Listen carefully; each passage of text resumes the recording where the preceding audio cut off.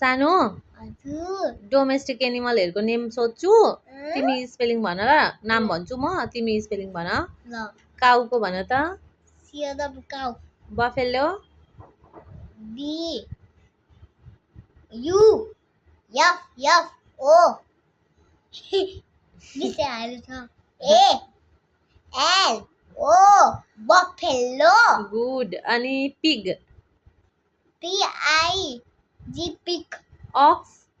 O X ox CAT